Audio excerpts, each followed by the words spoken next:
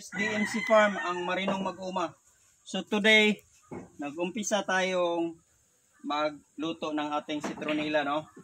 So ito ay trial and error for adjustment ito. So ngayon nagsiga na tayo, no? At ito yung burner natin. Diyan tayo magsiga.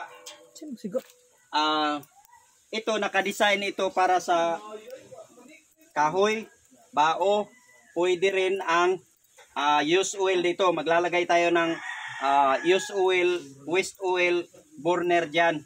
Naka-design ito. So dyan tayo magsiga. Then ito yung ating steamer. Ito. Hanggang dito yan yung ating steamer. Ganyan yung height niya. Sa ilalim ng itong ating steamer, meron yan siyang tubig, no? Yun ang pinapakulo natin sa apoy, no? Pag kumulo na yan, ang ating citronella leaves nandyan sa loob, nakasiksik yan dyan, no?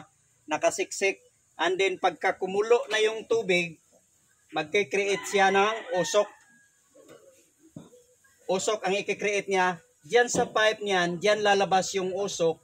Dadaloy siya doon sa pipe, dadaan dito sa ating condenser. Yang drum na yan, puno ng malamig na tubig yan. Nandyan yung ating spiral sa loob, nakakonek yan doon. Ang usok galing doon, pagdaan niya dito sa malamig na tubig, i-transform niya into pawis. At babagsak naman siya doon sa pinakababa na na maliit na tube, copper tube. Babagsak siya. Ito na yung ating separator.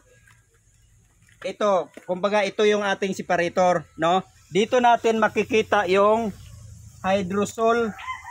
Ito yung hydrosol, guys. Itong medyo malabo na kulay ng tubig.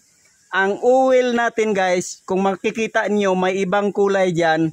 Yan yung ating essential oil. Nandyan, no? So hanggang dyan lang siya, tinigil natin yung pagsiga natin dahil may nadiscovery akong singaw doon sa takip, no? Kailangan nating i-correct yan. And then doon, may leaking din doon sa ating copper tube, no? Kaya, ito lang ang nakuha nating hydrosol. Then, yung oil, focus mo yung oil.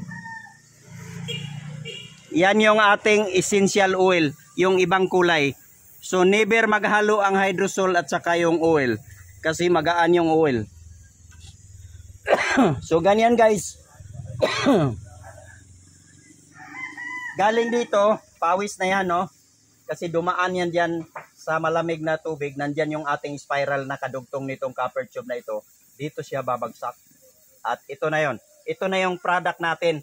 Pag ihiwalay natin itong essential oil at saka hydrosol, ready for market na yan. Or ready na yan, gamitin natin para sa ating mga value adding na product like yung ating binabalak na scented candles.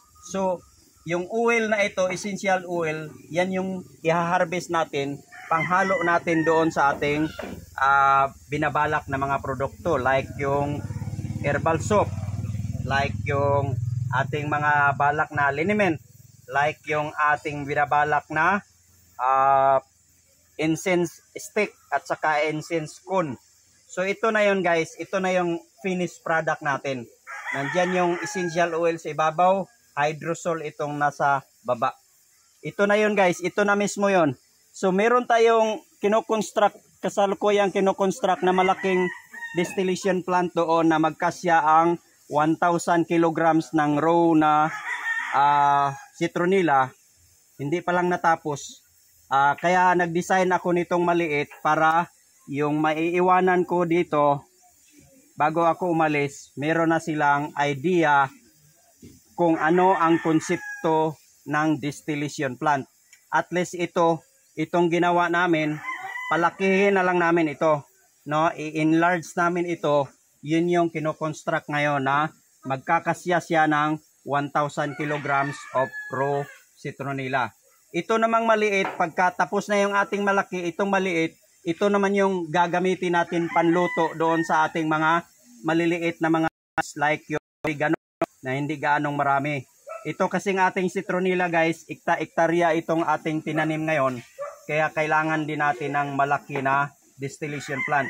Itong maliit, gagamitin natin ito sa pag-extract ng mga oil ng pandan, ilang-ilang, eucalyptus, basil, rosemary, oregano,